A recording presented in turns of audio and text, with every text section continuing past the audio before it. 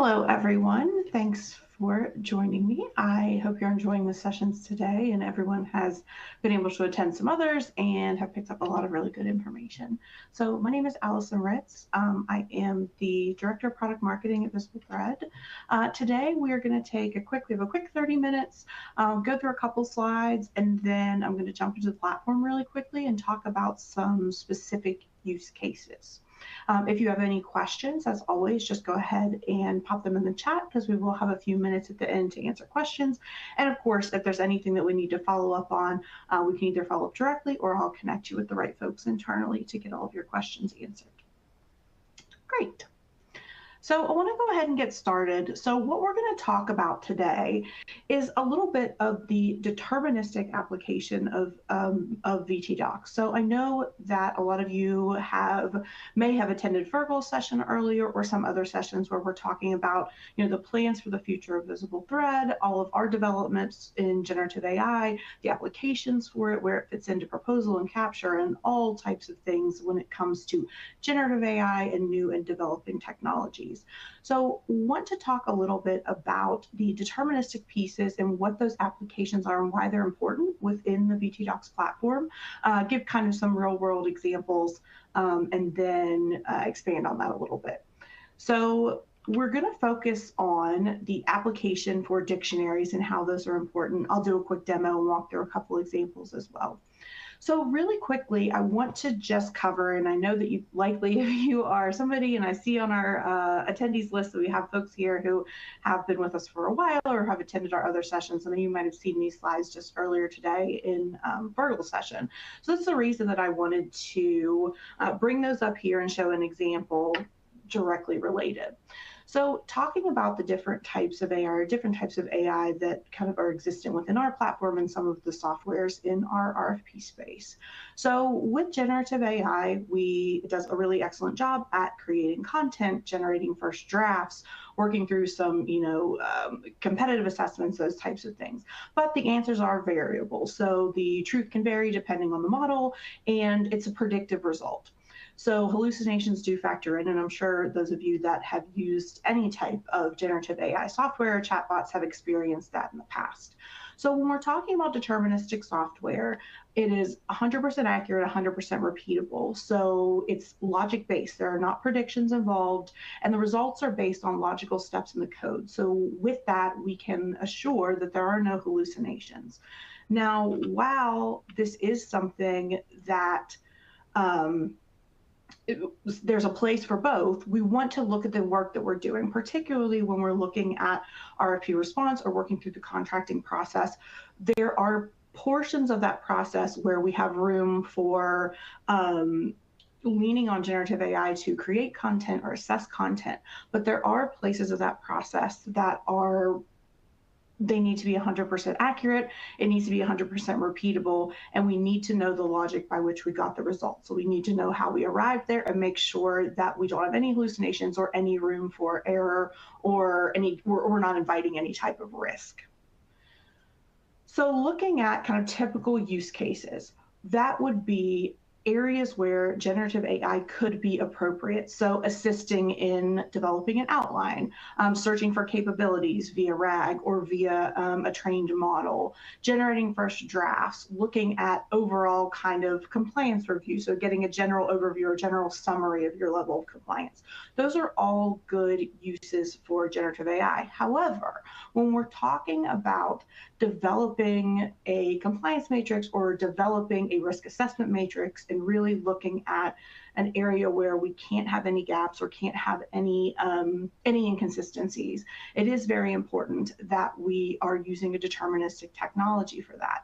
Additionally, when we're looking at a compare, so if we're saying, okay, what has changed from one version of this to the next? If we're looking at legal terminology, if we're looking at clauses, areas where we might be non-compliant, we really need to make sure that that is accurate and we don't have any missteps moving forward to a submission that could cost us a bid. So I want to talk a little bit about the applications of search dictionaries in the VT-Docs. I'm going to jump right in and show a couple examples, and then I'll take some questions. So what are search dictionaries? So search dictionaries are groups of terms, phrases, patterns that we can do kind of a one-to-one across throughout one document, across a whole swath of documents, and we can identify things that we know that we need to find and make sure that we're doing that in a repeatable way every single time. So it does support your consistent process. It is something that you can work in every time, and we can identify those key risks in seconds, and we know there is no margin for error there. So looking at that from a common application perspective, so collections of words or phrases that are going to identify requirements. So will, shall, must, specific evaluation criteria, delivery requirements, those types of things. Risk identification. When we talk about accuracy being important, risk is one of the biggest things that we speak of when we think about risk in clauses, risk in contracting, risk delivery, pricing, all of that. Excuse me. My cord just fell out. I plugged back in. I apologize for that. It's live action over here. Okay. And then looking at adhering to customer language. So making sure that we're adhering to customer language, style guides, terminology, conducting an appropriate and consistent gap analysis. So those are areas where we can apply a generative technology, but we can't guarantee that it's going to be 100% accurate or that we're going to get the same results every time. But with the deterministic piece of VTDocs, you can guarantee that if we are identifying something we need to find within a document, we will find it every time, and it will be something that we can count on to make sure that we're consistent. Okay, so I'm going to stop with the slides, and I'm going to jump into the platform. I'm going to go ahead and share my screen and jump into the platform, and then we will go from there.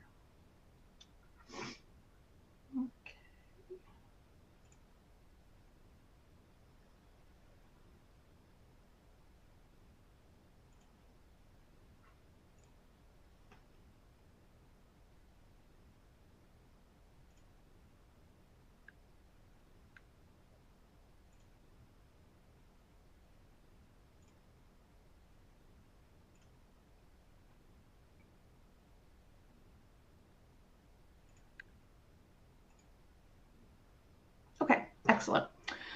So looking here at the homepage of VTDocs, some of you may be familiar, some of you may not if this is the first time you're seeing this. So this is the login screen that you're going to get when you log into VTDocs. You have some workflow shortcuts, callback to recent activity, workplace stats, just some general housekeeping here.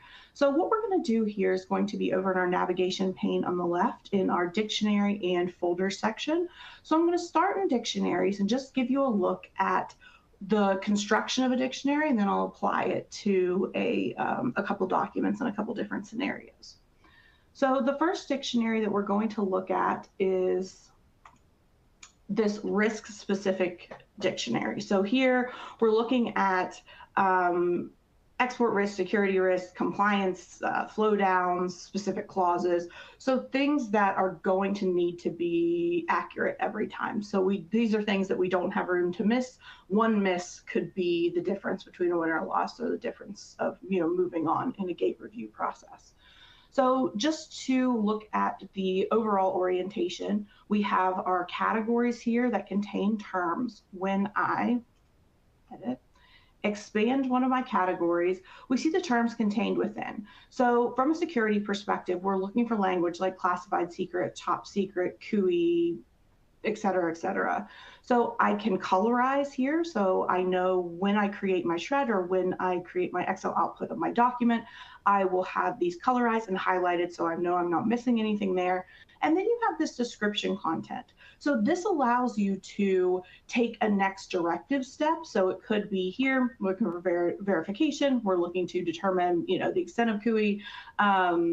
This may be a position from a contractual perspective. So there are multiple things that we can do here to take a next step to drive action or to inform someone who might be looking at the output we're going to create.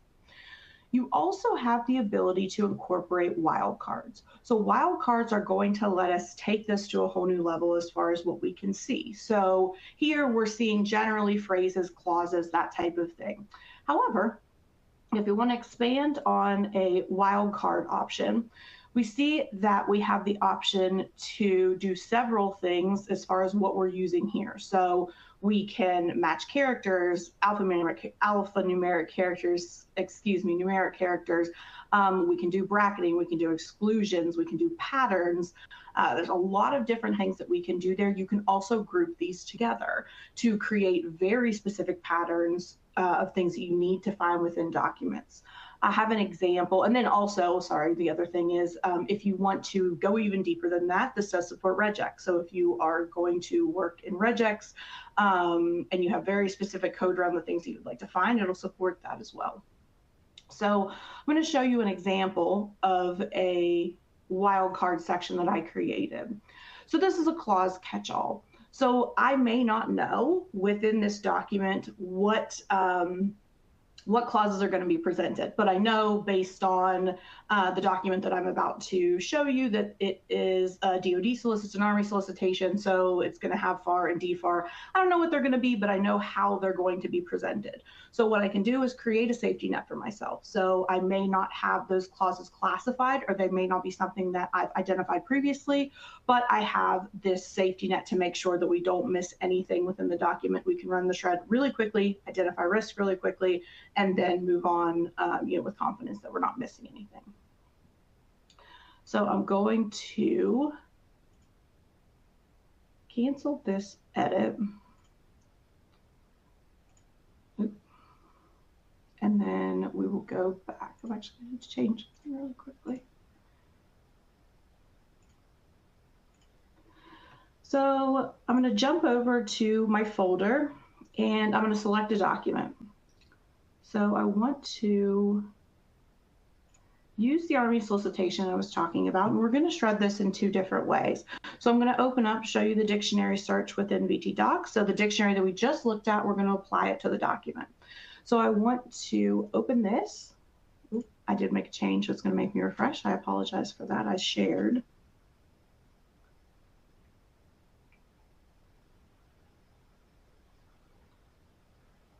Okay, just take just a second.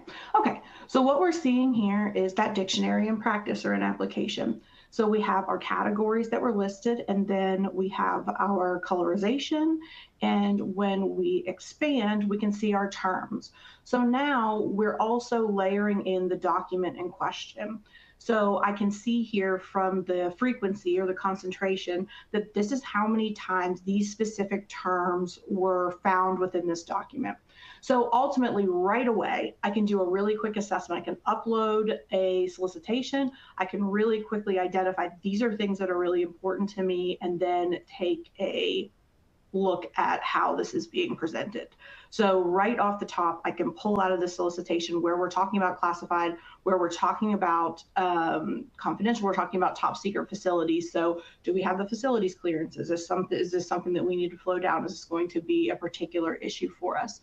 So we can immediately identify risk and attack it right there. If we want to do a deeper dive of the document, we can then do a category shred and start to look at this in a little more detail. So I'm going to go back here, shred to Excel, and I'm going to select my category shred. Then it will just factor in the categories from my dictionary and make that a little bit more comprehensive. So we have a bunch of options. I'm not going to go too deep into that, but there are more customizations. So there are always more things that we can do to make sure that the output is actionable and is reflecting, what you need to see.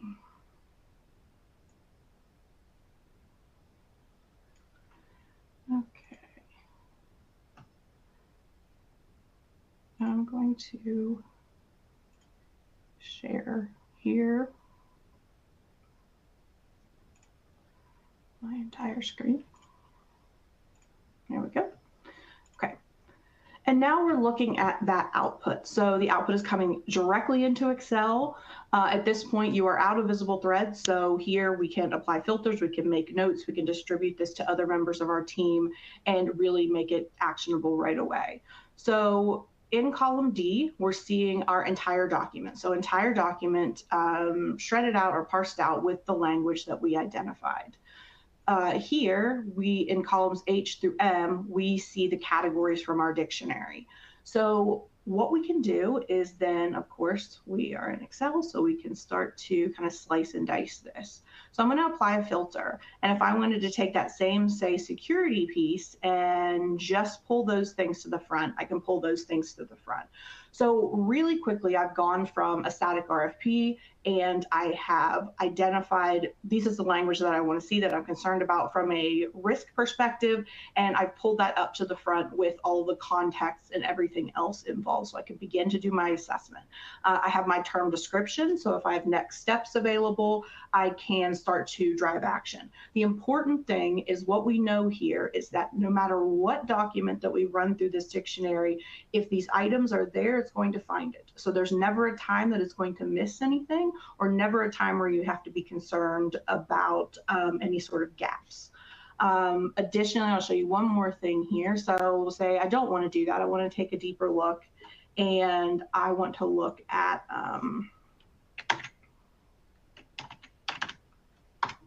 just from a, actually we'll do that in our next, on my next shred. So let me cancel out there. Okay, so this is an example from a risk perspective, how we can pull this up. I'm going to show you, okay, we want to dive a bit deeper into that risk assessment. Don't want to save this. Then I'm going to pop back here. I'm going to change my dictionary. So whether we're looking at one document here or a cross section of documents. So if I have a folder with solicitations, supporting documents, I can look at those across the board. So here we're looking at one document, but what I want to do is I say, okay, I've looked at risk. I have looked at my, export security risk, some of my compliance language, that's fine. I want to drill deeper into the clauses in this document. So I'm going to very easily change my dictionary. You can change out the dictionary at any time, which really just applies a different lens. So applies a different lens to this document or to a group of documents to continue to do different types of assessments. So here I'm drilling a bit deeper and looking at clauses specifically. So I've done the work on the front end as an organization. You have the institutional knowledge when you're doing a manual review of this type of document that you know which types of clauses you're compliant with, areas that you may need to review depending on the solicitation, depending on the context, areas where you know you're not compliant, things you have to flow down, on and on and on. And then, things where we're always compliant, we don't need a review on that, so we can quickly kind of push those off.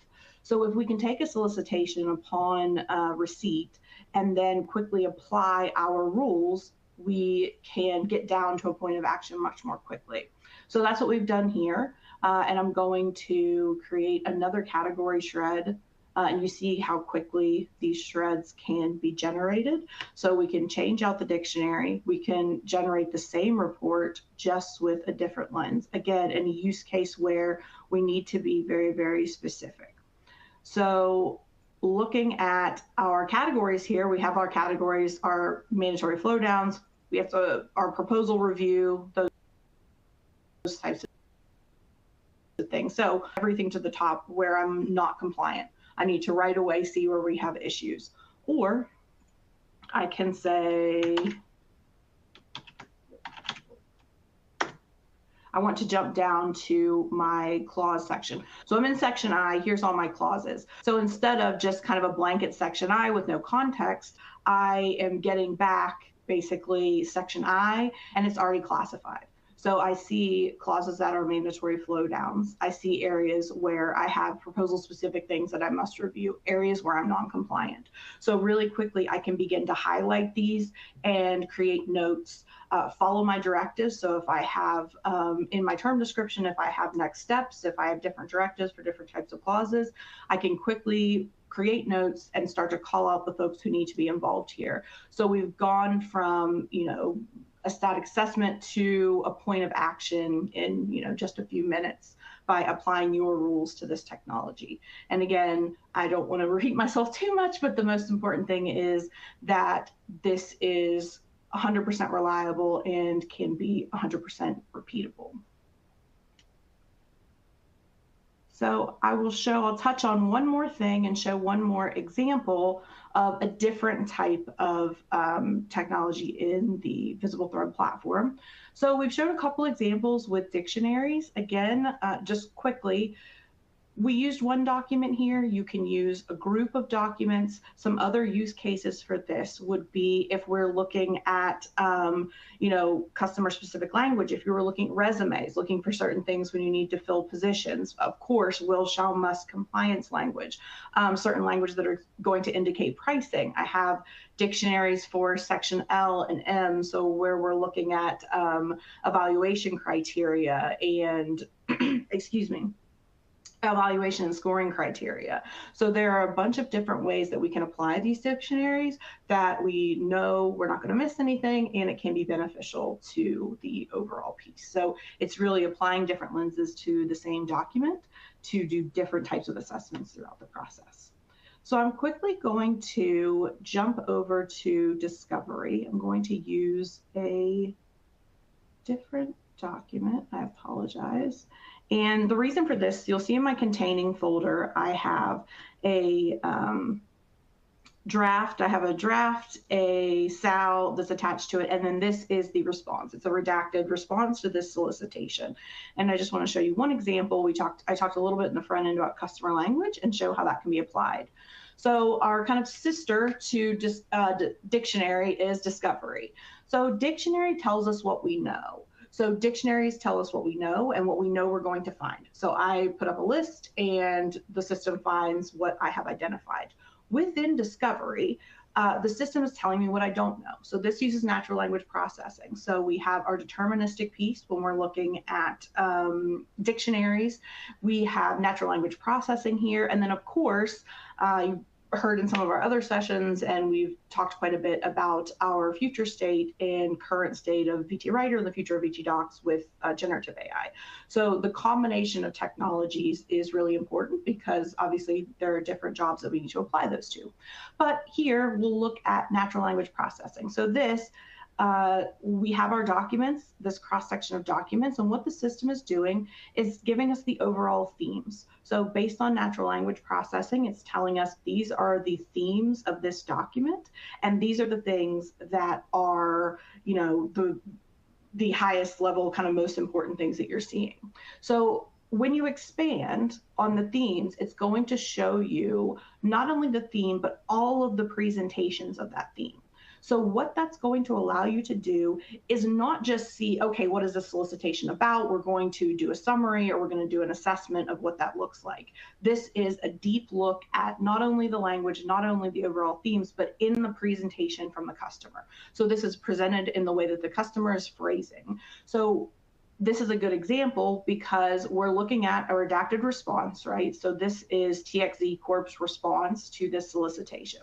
So if I look at the draft RFP and the statement of work, I see that these three items, data aggregation, data sensing, data visualization, were not used at all. However, we've used those a combination of 15 times. Now, I can say, what did we do? Where did we put that in? Is that something that they were asking us for in a different way and we're just using our language? Is it a situation where they didn't ask us for this at all and we're just doing a really good job of talking about what we do well, and what do we need to correct to take away these gaps and make sure that we're responding to the customer asks?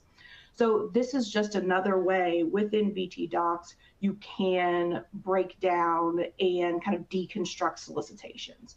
So ultimately with dictionaries, we can say, these are the things that I need to see, and I need you to pull those to the front for me so I can assess them and do, get a better look at what we're dealing with this particular opportunity.